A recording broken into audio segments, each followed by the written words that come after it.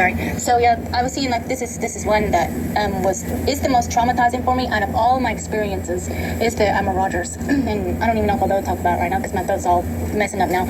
But I was just seeing like I was on like a battleship, you know, like in the Navy, and I was sent to this ship to be like a massage therapist, a spy, you know, and I was like 18 years old, and I looked different and everything too. Of course, there's a different clone body, and I don't even know if it was Admiral Rogers, but it looked like him. Maybe it was his clone or whatever, you know, his aspect, and then I guess he probably did a lot of strangling and stuff to me, you know, and all that, and hit me probably like in the throat a lot or something. And like when he found out that I was spying on him, then he did that. He was like choking me out and punching my face, and he would like ram the baseball bat up inside me, you know, like that, like when I was chained up against the wall. And I mean, it's like the worst because I wasn't like in a like I wasn't programmed or whatever. Like he broke the program that I was in because he almost drowned me in the bathtub when he was taking a bath, and then he was like holding my head down under water, and he almost killed me, you know. And then he brought me up, and then he said, "No, you're going to be my sex slave the rest of the trip," you know. And then so he kept me locked up in his room the rest of the time, and then I was like freaking terrified of him. You know, he was like a really big guy too, like football player looking, like big old hands, and just a big guy.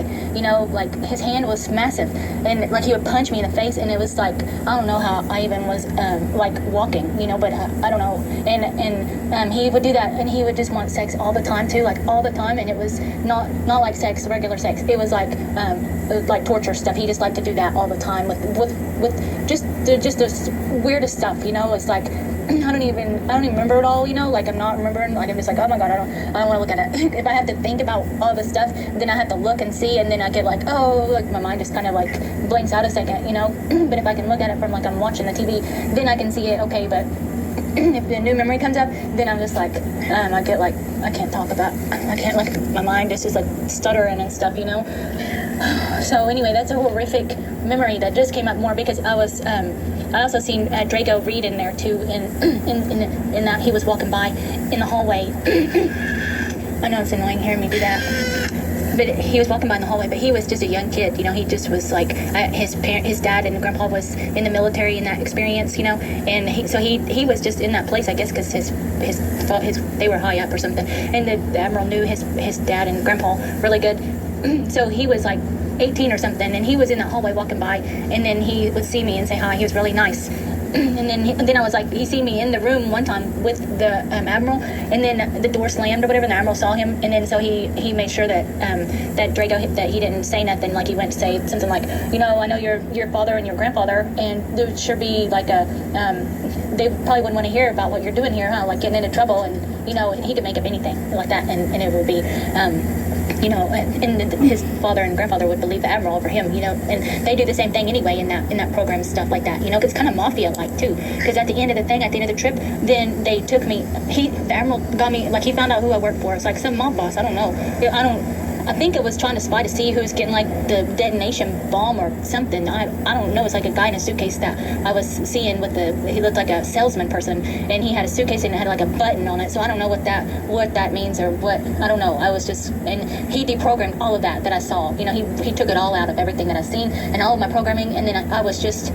like blank, you know, so I remembered everything that he was doing. And so that's how come I think it's so traumatic too, because I was like fully aware and just terrified, you know. And then he got me off of the ship, you know, at the end, at the stop or whatever, had my bosses meet me like out on the pier thing, and then he like kissed me really hard and threw me down, and then so I ran off to the boss, and then he like nodded like to shoot me in the head, you know. So when I got in the car, then they shot me in the head, and it was like a past life, like there wasn't no cloning or anything. I don't know that part. I just know they shot me in the head. So if they recovered the body and did something else, I have no idea. But anyway, so maybe they did. Maybe that's how. The consciousness remembers the story. After that clone dies, then the memory returns to the consciousness. I think so. So that's probably why I remembered that. So yeah. So I think that clone probably died off or something. Anyway, so I thought I'd tell you that memory came up after talking. So I know you had said about altars and stuff yesterday, and so just talking about it like you're doing and everything opens up more memories, and sharing, and then like sharing the Brittany stuff helps you. So we help each other a lot, you know.